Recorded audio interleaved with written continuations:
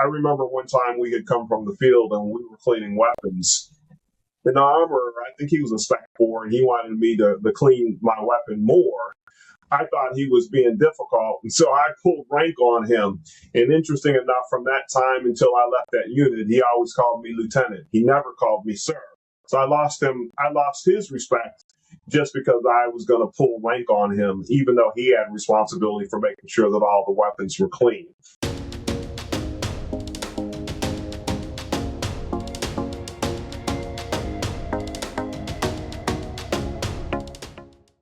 Welcome to the Leader's Mindset, where we bring you conversation with leaders who are making an impact in business and our communities. My guest today is Keith Willis. He's the president and founder of Core Management Training. He's also a U.S. Army veteran who shifted into entrepreneurship as well. Thanks for being with us today, Keith. Thank you so much, Jason. Happy to be here. Yeah, we're really glad to have you. It's always nice to have another veteran and entrepreneur on the show. So we talked a few weeks ago. One of the things you said was, everyone is a leader, whether you want to be or not. I agree completely, but tell us more about that. I think regardless of where you are in life and what you're doing, people are always looking for leaders. When we think about leadership, we only think about it in corporate settings. But like most people have been involved in a lot of different activities, whether it be Toastmasters, scouting, PTA, those type of activities, and people have to step up and be involved. And so regardless of where you are, somebody's looking for somebody to lead.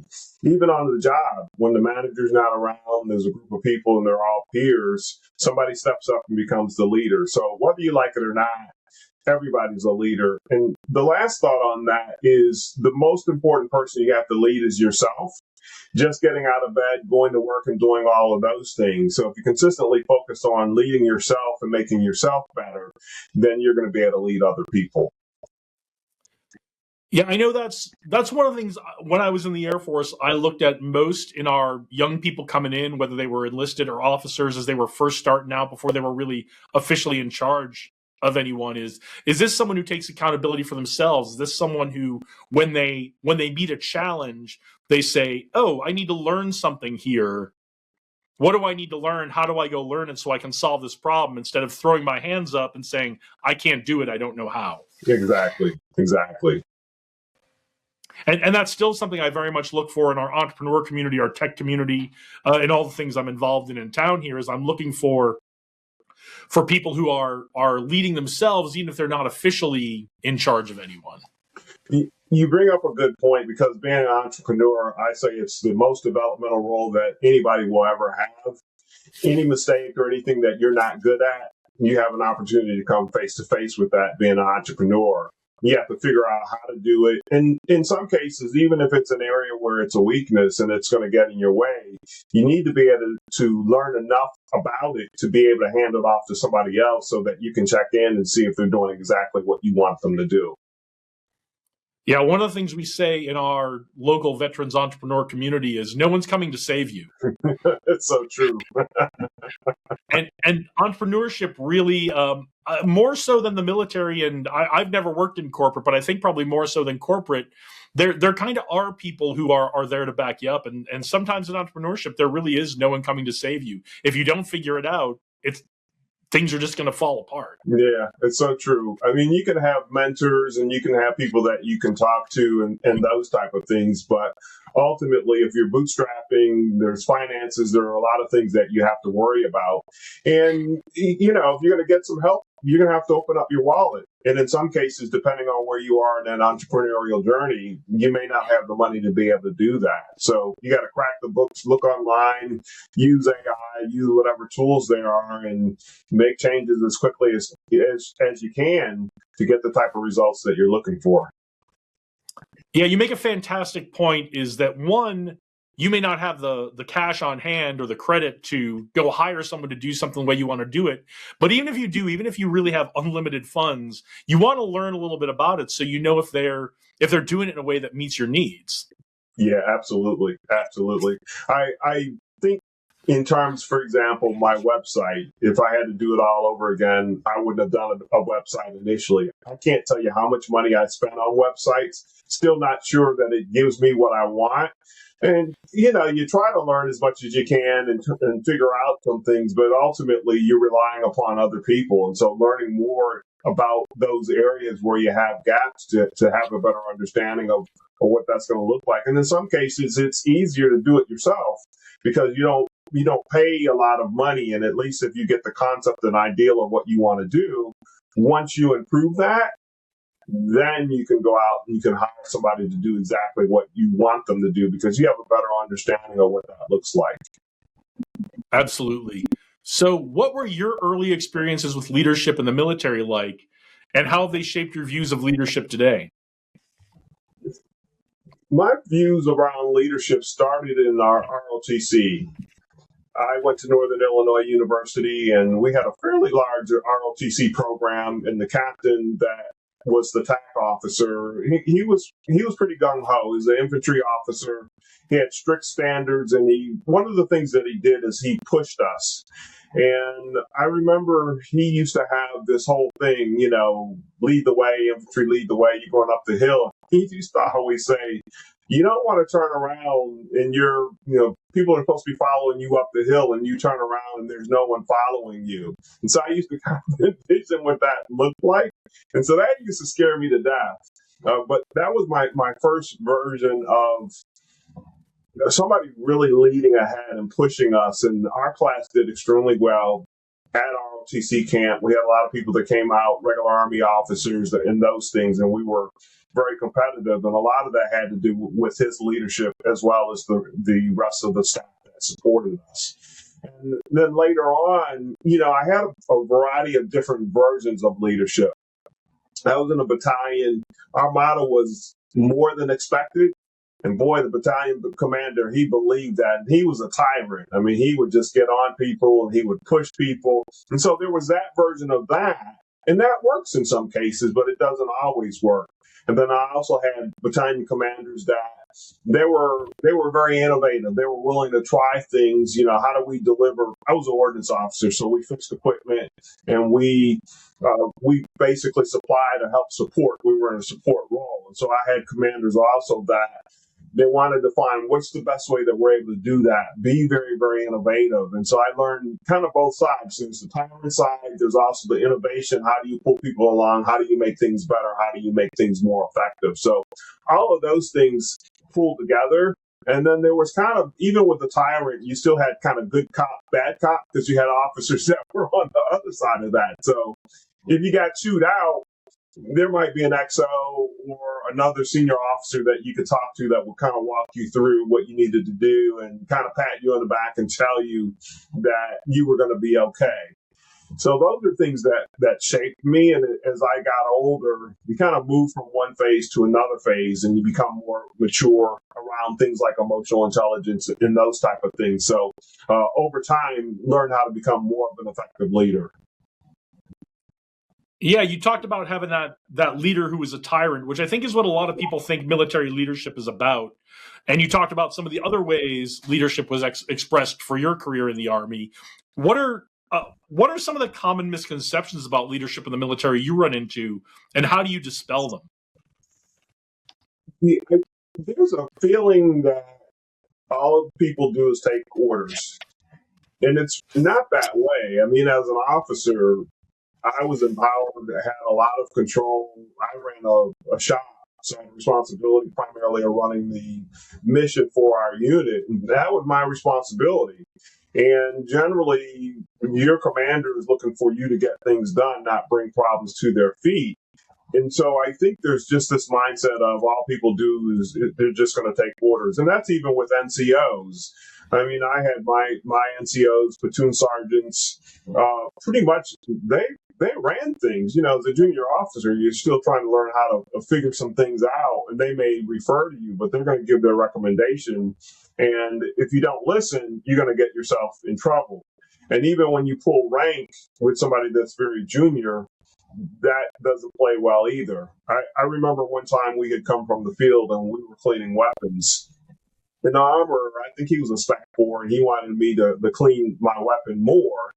I thought he was being difficult, and so I pulled rank on him.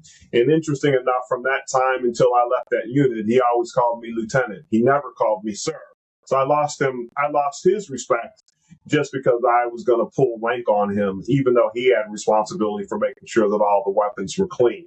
So that in itself was a lesson around your leadership. Well, your authority only goes so far, and that plays itself out in corporate America also. People follow you not because of what the position is, they follow you because of the person that you are. And if you're the type of person that they want to follow, then they're going to follow you. If you're the type of person that you're a tyrant and they don't like you, something's going to come up where they're going to make the decision not to follow you. So that only lasts so long. Yeah, certainly in the military, and like I said, I didn't work in corporate, but I have done a lot of entrepreneurship and worked with tech startups, and it certainly only gets you so far in those. What else did you learn transitioning out of the military into corporate about leadership? Especially, you went into pharmaceuticals, which is kind of a very unique industry. Yeah, so it was interesting going from being in charge. My last role in the military, I was the S1. So our battalion had about 900 soldiers. We had some of the last couple of units coming back from Southwest Asia, and then we relocated another unit from Germany.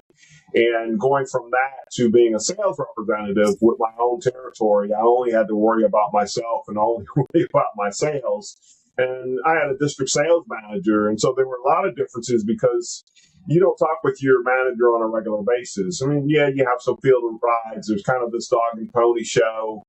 There's the networking and the politics and all of those things. And while those things exist in the military, it's definitely a little different. You know, with in the military, at least as an officer, you're trying to get a one block, those type of things. So the politics of that, but in corporate, not only are you trying to put up sales, but you're trying to distinguish yourself and put yourself in a way that people are going to recognize you. So it really is more about leading yourself versus leading others. And then as you go up through the ranks, you know, you become a district manager, a sales manager, and you're leading a team. And there are lessons that you can pull from there. But I think earlier on, it's very different. Now, if you want to think in terms of leadership, you're leading the customer to write a product that's going to help their patients. Yeah, you're still doing leadership, but it looks a lot different because you're not dealing with the mass of people in the military as you are when you're doing a sales role in office. Any districts probably has anywhere from 8 to 10 people in it. Yeah, I found sales is a very, very different role than anything we were ever expected to do in the military. It's very much a focus on yourself and your own goals kind of thing. And the military didn't give me the skill set for sales. I don't know if it gave you the skill set for sales. What was your experience like with that? It was a lot of trial and error. There were a lot of books. Zig Ziglar, Tom Hopkins. I did a lot of listening, talking to people, talking to top salespeople. Just tried to figure out what worked. My initial couple of years, there were things that I just trying to figure out. Fortunately, I had good managers. I know one of my first managers had been a top sales rep probably for 20 years before he became a district manager. In some ways, he was probably the best district manager that I had because he gave very specific feedback. He did not sugarcoat stuff. He would tell you what you needed to do and what it needed to look like to get, to have the success that I needed to have. And when I moved to another organization, I was able to take some of those lessons because some of it is about coaching yourself and learning how to figure out, is the customer going to write or not write? And so pushing myself to learn things like body language, figure out communication styles, those type of things. So definitely a growth period, but it is a huge focus on you as an individual and how to improve your individual skills to ultimately get customers to write product. And if you're not in pharmaceuticals, you're still selling something. It just looks very, very different than it does in the military. Yeah, there's definitely a lot of skills for us. We bring great skills from the military, but there's a lot of skills for us to learn when we come out. Was there anything you found that served you well in the military, especially when it came to leadership, that you felt like you needed to leave behind as you got into corporate? It's a good question. I would probably say as an officer, there's a deference to you. So even though people don't necessarily follow everything that you do, there's a whole hierarchical piece around the your rank, the pageantry, if you go to, balls, those type of things, and you dress up those things. When you go into corporate, even as a leader, people, well, I'll say as a district manager anyway, you're one of 10, one of 20, whatever you are, you're just a district manager. Everybody's not going to stand up when you walk in the room. No one's saluting you. And so you have to get used to that. I mean, and I guess there's I don't know, adrenaline rush is not the right word, but you know how you kind of get that, feeling of, it makes you feel important. And as a manager, as a district sales manager, it's more about your results. If you're putting up good numbers, and even as a sales rep, if you're putting up good numbers, then people are going to look at you in that special way. So I'd say that's probably one of the things that I had to leave behind in the military. And it's subtle. It's not like you walk in and you expect that. It's just the environment is just so different than what you're used to. You're just another person on the street that's coming in to talk to people as well as manage a team. Yeah, that was a big one for me too. Not so much that people didn't stand when I came in the room, but I remember going to some event. I mean, just in the first couple of weeks after I left active duty, and it wasn't a formal event, but there was like a party coming in, like a guest of honor coming in, and so they start walking in, and I stood up, and nobody else stood up, and I was like, oh, I guess we don't do that here. So yeah. It's funny because my, earlier on, my wife would say, yeah, it was clear you were in the military. And fast forward, I'll talk to people, and I don't mention as much as I used to that I had been in the military. And when I tell people that, they said, really? You were in the Army? I would have never known. But if you had seen me 20 years ago, it would have been easy as day to pick me out. No, yeah, you were in the military, weren't you? Just the way, I would hold myself, not necessarily the haircut, but just kind of the way that you are. It's easy to pick out people that were in the military. Yeah, absolutely. So you started in sales, but you later in your career got into training and leadership development. At one point, you had the opportunity to stand up a brand new leadership development organization. What were the leadership principles you wanted to instill in that organization? Yeah, when it comes to sales, they had some things in place.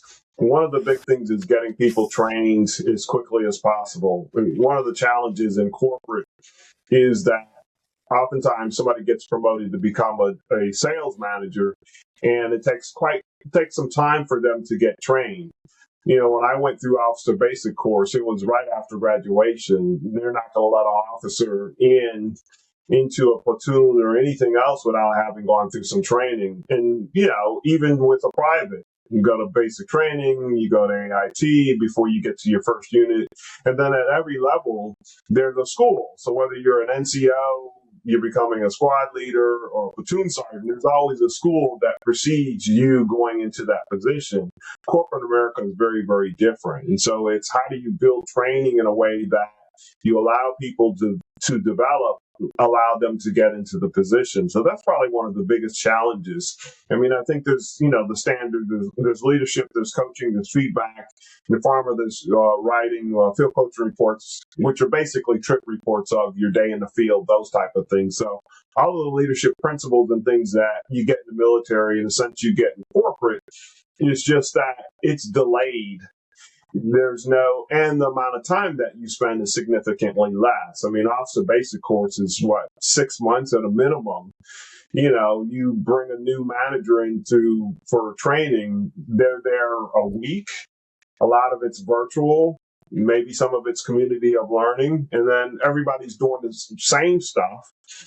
But oftentimes it doesn't stick because when they get out in the field, the expectation is, you need to drive sales. So there's a huge gap between that and trying to develop a process and a system for managers, is probably one of the biggest challenges because you're fighting against the time in the field as well as people development and trying to get up to speed. Yeah, one of the things I noticed about military training, especially those recurring trainings throughout your career as you take on something new, and I didn't realize this till years later, is that those trainings are not just about the skills you need to go forward and do the job.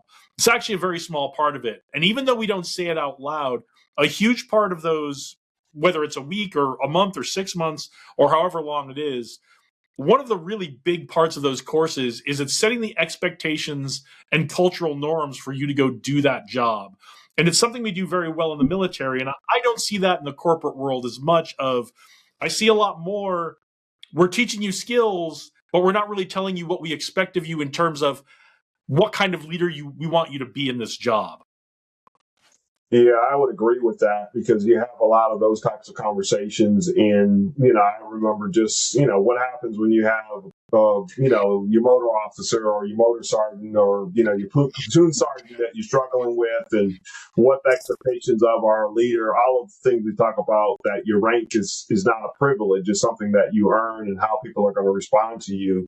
There's so many conversations about real world, what happens in real life. And then part of it is, you learn some of the pieces of the job, about the vehicles and those type of things, but it's to give you more of a general knowledge and expectation of this is what an officer should look like. And then there's a lot of conversation just about the interaction between an officer, their platoon sergeants, and their warrants. What does that relationship look like? And so there's a level of respect that goes on. For those of us that, you learn some of those lessons that you go in and you can function at a fairly high level. On the corporate side, if you're lucky, a company has a developmental program where you're a sales rep. Maybe you've gotten some coaching and feedback, recruiting and selection training. You have some level of training. There might be a developmental position, i.e. a sales trainer where you learn some of the skill sets and things that you would need to have as a district sales manager. And you have some observations that you can see when new hires come in. What do the good managers do versus managers that aren't as good? You can see all of those things and you can pull them together. But everybody doesn't have that opportunity to be able to take on another developmental role. And most people don't look at it as a developmental role.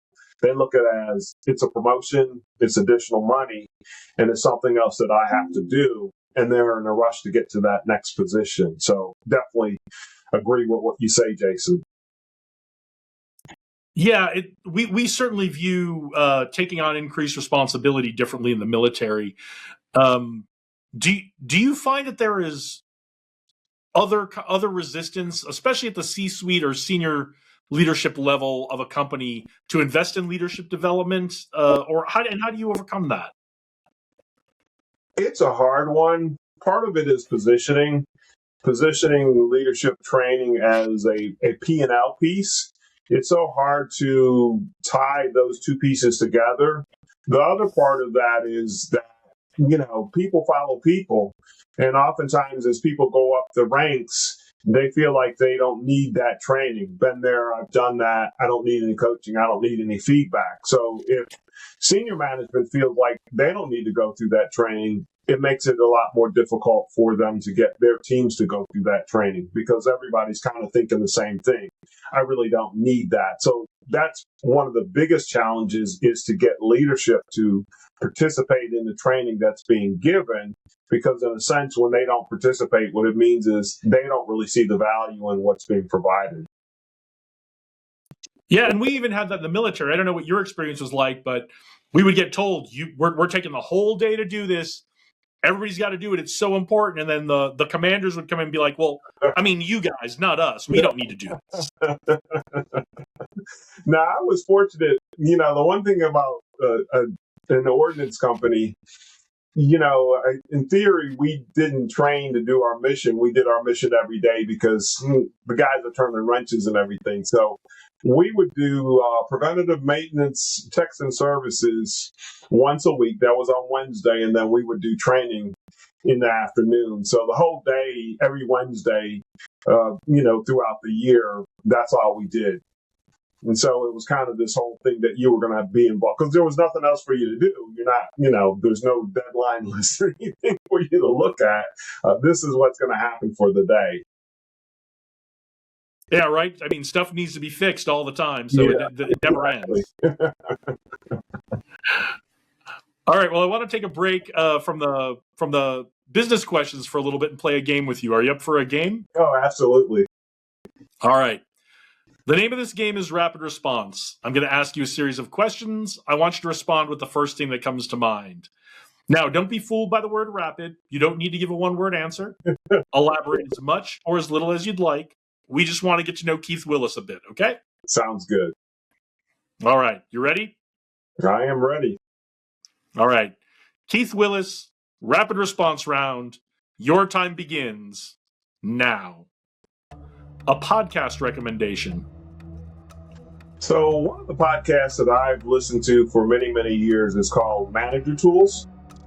And what I like about Manager Tools is it tells you and it helps you with the skill sets and things that you need to do to be an effective manager.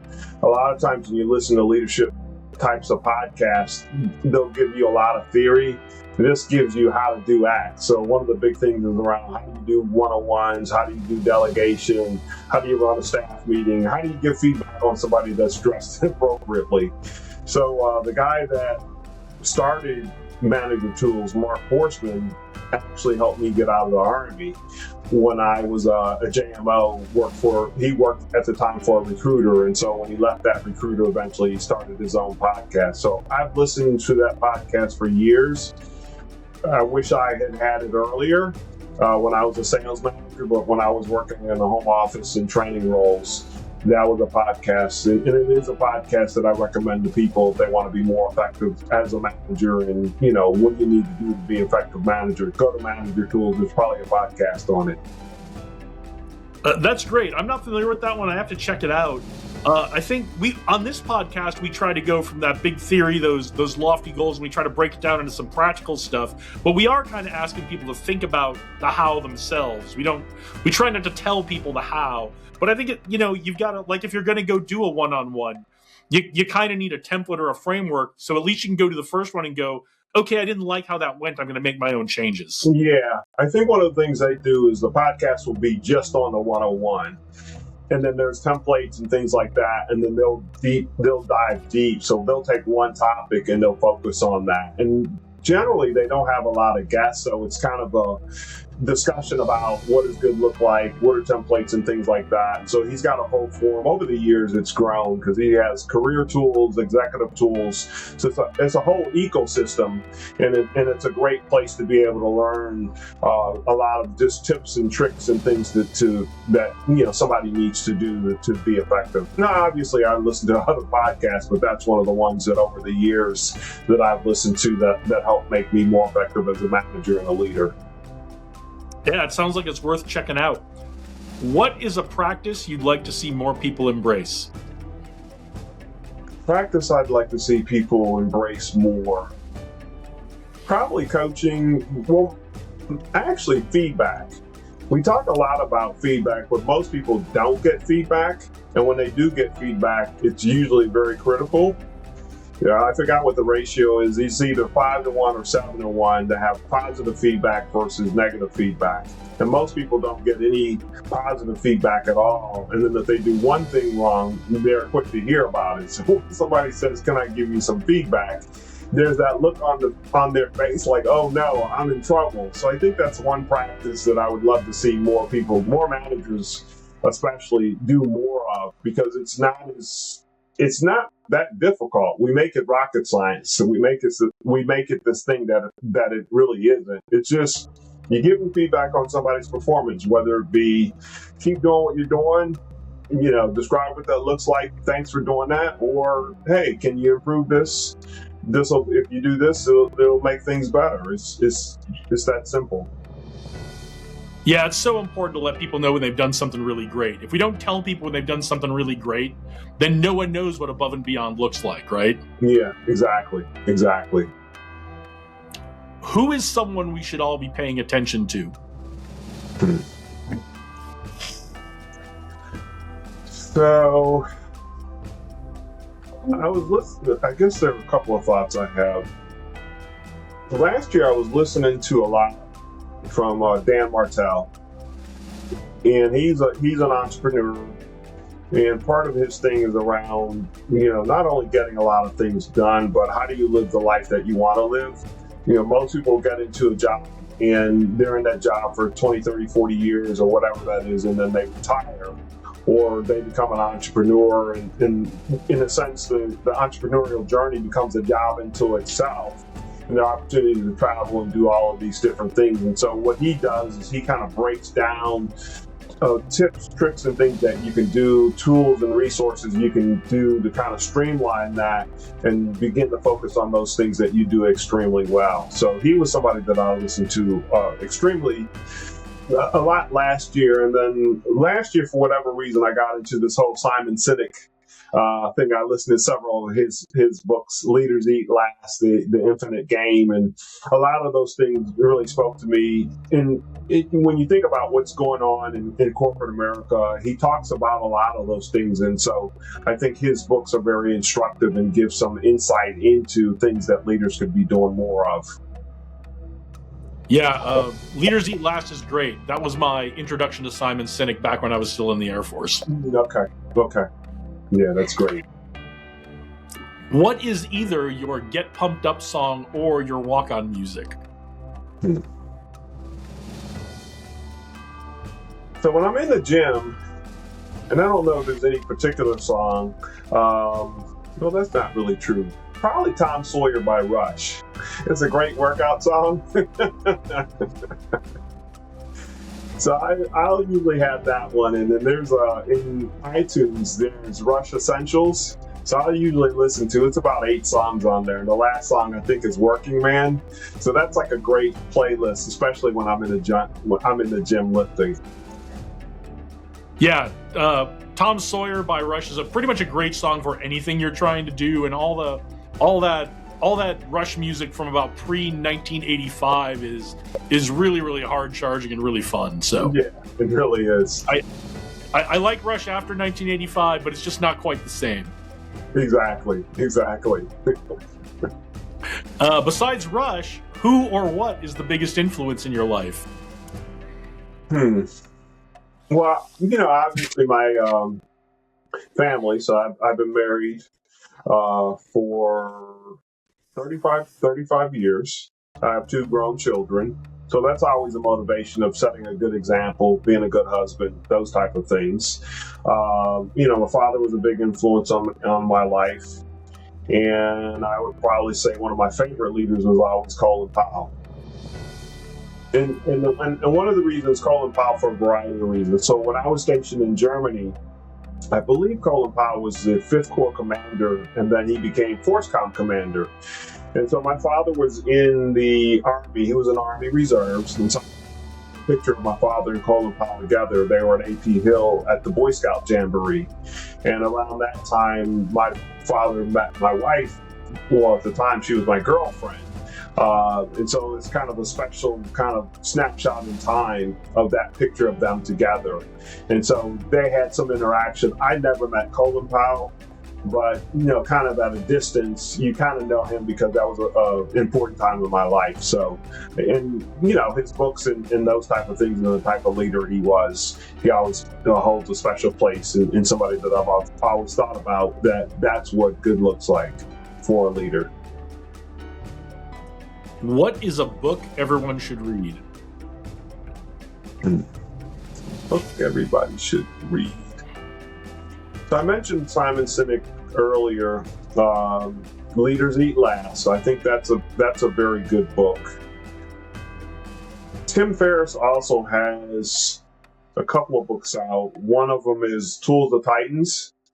And it has kind of the best of, innovation. You want to do this, try to do that, try to do the other. Tim Ferriss is an interesting guy. The 4-Hour Work Week. I'm probably not an entrepreneur if I don't pick that book up. If I were going to make a comparison, I would say Dan Martell is the new Tim Ferriss. It's just in a different way.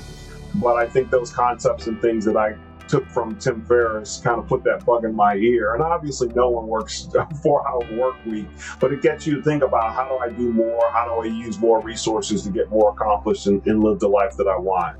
So those would be a couple of books that I would say would be good books for people to read. Yeah, those are all great. Tim Ferriss is an interesting character. What I love about Tim Ferriss is when he jumps into something, he does it wholeheartedly, completely, in a way that most of us are just not capable of. But what I think is really important to learn from Tim Ferriss, whatever book you read of his, is the way he approaches solving problems and the way he uses experimentation to collect data and then make decisions. And I think you can get a lot out of what Tim Ferriss is about without being as extreme as Tim Ferriss. Exactly. I would agree with that. Yeah. Good lessons there for all of us. What is your favorite springtime recreational activity? Favorite springtime recreational activity? Probably fishing. In April, usually the blues and the trout, freshwater and saltwater. So I know last April I went down in Cape Hatteras and fished for a week, and then usually the spring trout run starts. In PA, they stock a lot of streams and those type of things. So that's what I like to do in my spare time is fish. Excellent. What is your dream vacation spot? I know it's redundant, but I love going down to Hatteras. I've been going down. That's okay. Yeah. I don't know if my wife would. Actually, my wife's never been down to Hatteras with me. Usually, I've been going down to Hatteras on and off since probably the early 90s. I started going with my father-in-law. It's become a guy's trip. My son has gone the last few years, and just a lot of changes, a lot of conversations and things like that. So have some time to think, have some time to fish. And then that time of year, either in April and November, there aren't a lot of people down there. And when you get to that part of the island, it's quiet, it's secluded, and it's a great opportunity to do some thinking and have some time to yourself. So it's one of the reasons why I enjoy going to Cape Hatteras. Yeah, there's not too many places like that left on the East Coast, so it's definitely worth checking out. Yeah. What is a trend you're excited about? I know everybody says this, Jason. I would say AI. AI is an amplifier. I mean, it's not going to replace everything. I mean, I know that, yes, it's going to change some jobs and those type of things. I think just kind of the experimentation, learning how AI works, and asking it or figuring out how does it amplify what I do. And that's one of the biggest challenges.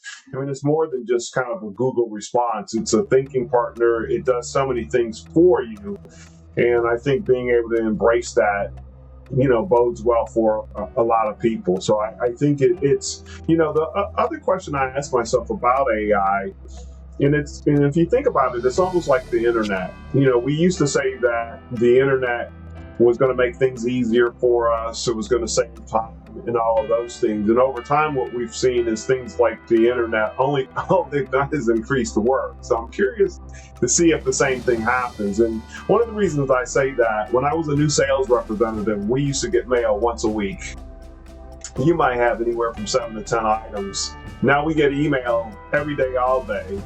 And probably within the first hour, you probably have easily between 7 to 10 emails. People generally will get anywhere up to a couple of hundred emails a day. So instead of saving time, it's decreased the amount of time, because what do people do? Sometimes people spend the entire day just looking at email. We've gotten rid of jobs like admins and those type of things in a lot of organizations. So it's kind of a do-it-yourself world. So I'm just interested to see, do we see the same thing with AI, where AI in essence replaces jobs, but the work doesn't change? In sense, it accelerates the amount of work. I mean, when I talk to sales managers, they're just completely overwhelmed, and their ability to be able to spend time with their folks in the field is so difficult, because they're looking at so many different reports, so much content, so much information, and trying to assimilate that it just becomes very difficult. So I'm hoping that AI will help us be more human, because it'll take some of those tasks off our plate. But I think that remains to be seen. That's what I'm hoping as well, and that's my advice for anyone: is if you are finding yourself sitting in front of your computer and not doing the parts of your job that you really need to be doing or want to be doing, play with AI a little bit and see what it can do for you. Yeah, it's a fascinating tool. I'll just say that. You definitely have to find some time to play with it. All right, last one. Favorite sports team or player? I'm from Chicago, so I know it's not fair, but I got to say Michael Jordan. I remember when the Bulls weren't good, and then I don't know. I've always been a Michael Jordan fan and a Bulls fan, having grown up in the Chicago area. And look, I don't think anyone can question the absolute high level of athleticism, even for a pro, that Michael Jordan had, and the leadership he brought to being a player and the things he did after. Yeah, and I think one of the things that stands out for Michael Jordan is not only his leadership, his athleticism, he was also the best skill player. When I listen to other players talk about him, they will say that he did all of the right things from a skill perspective. So when you take talent, you put it together with skill, what you get is a Michael Jordan. And I think it's a good lesson for all of us, because oftentimes people just run on their talent and don't realize that if they focus the time and then they prove their skills, they can operate at a higher level. Absolutely. Well, thanks for playing our game. Appreciate the chance to get to know you a little better. Jumping back into it, now that you're doing leadership development and helping other companies build their leadership development, what are some of the common gaps you see in corporate leadership development? I would say a couple of things. Everybody does the same thing. When I look at, situational leadership, people are using the GROW model. It's, SBI feedback model. And it's not that those frameworks are not good. I think if you take a step back and you look at the data, we have to ask ourselves the question, should we be thinking about taking a different approach? I don't have the right answer for this, but I know that after COVID, that engagement scores dropped. And so part of that is the disconnect between managers and the people on their team. Oftentimes, managers don't know what people are going through. I think there was that Microsoft article that came out during COVID that talked about kind of that disconnect between managers and their teams, how people that were at home were feeling. And we see that, as we fast forward, as organizations are asking people to be back in the office. And it's not that people necessarily need to be in the office, but from a managerial standpoint, it's easier to manage people when you can see them every day. And the irony of it is that's the story we tell ourselves, because there were days when I would go into the office, I might not see my manager for a week because they were in a meeting every day. So what's the difference if I'm at home on a Zoom call versus if I'm in the office? So those are the semantics that we go through. And I think those are the challenges that a lot of organizations are having when we talk about leadership development. And then the other part of that is, when we talked about AI, how do we begin to integrate AI into that? Because when it comes to people as individually doing their job, a lot of corporations, people don't use AI on a daily basis. The systems and processes that they have that sit behind them oftentimes are AI based, but the person that's in the office, they may be working at an organization where there's no structure, there's no direction about how do I use AI, what's in bounds, what's out of bounds. Is that AI internally? Can I use ChatGPT? Can I use Claude outside? What can I do? And so that limits people. And ironically, if you're an entrepreneur, in some sense, you could be further ahead of people that are working in the corporation, because we don't necessarily have those type of strict restrictions depending on the size of your organization. Absolutely. Earlier, you talked about networking as a skill we need to develop in ourselves.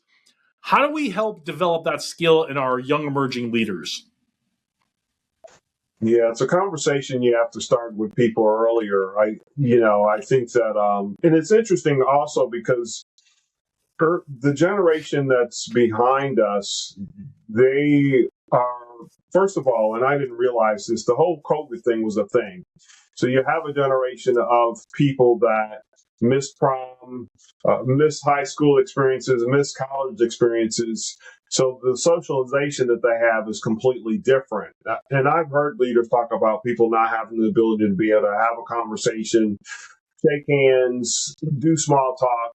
I don't know if you've seen this or if you have children or not, but I know my kids are growing up. It'd be nothing for a handful of kids to be in a room and they're all on their phones and they're sending texts to each other and they're not talking to each other. And so we talk about going to networking events and building relationships and talking to people. That's a skill set that it's when you take the jump from being on phone in being together, when do you communicate in person versus being on the phone? All of those things go into networking. And so I think you have to just start early with people having those conversations and helping people understand that relationships are what and how companies run. It's the favor. It's you want somebody to do something for you, or you need some help with something. You've got to get people to do that. And the only way you're going to do that is they need to get to know you. You do work with people that are comfortable with you. It's the same thing as an entrepreneur. When you're trying to build business or get business, you're trying to build relationships with people. So networking is an intricate skill in a lot of ways because it's so much more than just the relationship. There's kind of the methodology for it. You go to a networking event, you collect a whole lot of cards. Do you do the follow up? Do you make the telephone calls? Do you set up the one-on-ones? How much and how little of that you should do, and what group should I be involved with? So there's a lot there, and some of it's trial and error, but most people don't necessarily think about it as a skill set that they should hone and that they should be better at. Yeah, I think a lot of people believe it's something you've got or you don't, and they don't understand it's a skill like anything else, and it really is. It's about communication, and it's about being invested in other people's success, and you can't really be invested in other people's success if you don't know them. Yeah, and it's easy to go to a networking event and be focused on yourself. I mean, people go through all of the things of, give your elevator speech and all of those things. And I've been to events where it's just like, if somebody else asks me what I do, can we just have a conversation about just what's going on? How are you? And what I found is the more that you network as you go to these events, you begin to see the same circle of people. So you go to 5 events and, 40 or 50% of the time, half the people there that you know. So if you take the time to build that relationship, you can begin to build a network where you can reach out to people and you can get help. And then when you're on LinkedIn, somebody connects you with somebody, you actually know that person to some degree because you've had some conversations, and it's gone beyond just, well, this is what I do. Because a 30-second elevator pitch is not going to give anybody any idea about who you are and what you do and what services you're able to provide for people. Yep. You want to network and get to know people, start a long form podcast. I'll give you that advice. Besides networking and communication, which are very, very important, what's some other advice you have for a young person who's a first-time leader or is just thinking about they want to become a leader? I would say know thyself. The most important person in the world is each individual. Knowing your strengths, your weaknesses, what makes you tick will go a long way in helping you be more effective as a leader. So often we'll get a lot of information, leadership is this, leadership is that, do these things, here's a checklist. But ultimately it comes down to who you are and how do you operate. And the more that you can get yourself to operate at a higher level, the more effective as a leader that you're going to be. So that would be what I would tell people. Get to know who you are and embrace that. That's great. Great advice. So what's coming up for you in the next few months? I hear you're working on a new program. Yeah, so I'm working on a program called Never Look for a Job Again. It's a combination of, I've written the first draft of the book. I've written a book called Never Look for a Job Again, and then I'm going to build a course along with that as well as a keynote. And the premise behind it is that if anybody's interviewing for a job, it should be their job to lose. And obviously, people are going to have to look for a job to some degree, but how do you set yourself up for success? How do you have people come to you and say, hey, I have this opportunity for you? We talked a little bit earlier about networking and building connections and those type of things. How do you do that within a corporate setting or even as an entrepreneur where opportunities come to be able to service clients. And so that's the premise of the book. That's the premise of the course, is to build all of those things in there. And it's really to help people understand that they have far more control over their careers than everybody realizes. We hear so much negativity about the economy, the things that are going on. I think ultimately you're the captain of your own ship. And this course is a way for people to realize that they have the ability to be able to take that control. Yeah, there's so many things you can do every day to set yourself up for success so that opportunities do arise. They come to you, or you find someone that you think you'd really love to explore something with. And then the big challenge, once you've mastered that skill, is how do you choose between all the opportunities, right? Exactly.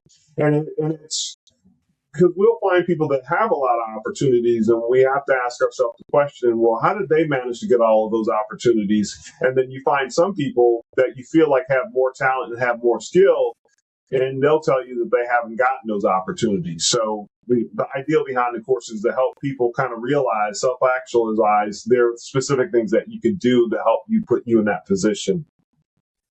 Yeah, it's okay to say no to stuff if you're full up doing stuff, and it's even better to point at someone who can do that if you're not able to do it and say, "But I know this person who is looking for an opportunity, so why don't you go talk to them?" Yeah, absolutely. So, is there anything else you'd like to leave us with before we let you go? Well, Jason, I think I said a lot. I do honestly believe that we have more control than we realize. And that's my big thing is to be able to take your talent and your gift and be able to put it out to the world. And everybody has the capability to do that. One thing that I heard just before the end of the year, and it was around how much pain are you willing to go through? Nothing's necessarily easy. There's always some trial and error, and so there's a level of pain that you have to put up with to have some success. So the more that you're willing to grind and do those things, the flip side of that is to the level of success that you're going to have. So it's easy to say, I want to do this and I want to do that. If you're not willing to put in the work, you're not going to get that level of success. It doesn't mean that you need to work 24 hours a day, but it does mean that you need to put the effort in. Absolutely. No, I'm not advocating for anyone to burn themselves out or wreck their health, but you do need to show up every day, especially as an entrepreneur. Oh, absolutely. All right. Well, this has been so great talking to you today, Keith. I want to thank you for joining us. Where can everyone find you so that they can also thank you for being on the show? So, Jason, they can find me at coremanagementtraining.com, and it's spelled out. I always say it's 2 T's, coremanagementtraining.com. And then you can also find me on LinkedIn. All right. And we will link all those things up in the episode description so that people can find them and not have to go look them up. Thank you again for joining us today, Keith. I want to thank all of you for watching and listening, however you're getting this podcast. If you found this conversation valuable, go ahead and share it with someone who could use it. Please leave a comment. Don't forget to subscribe. That's really important. And since I'm asking you for favors, if you wouldn't mind, if you're on a podcast platform where you can leave a review, go ahead and give us a 5-star review. It really helps to build our audience and get this great conversation like the one we had with Keith out to more and more people. So we have a lot more of these interviews coming your way. Go out there, do great things today. Onward and upward.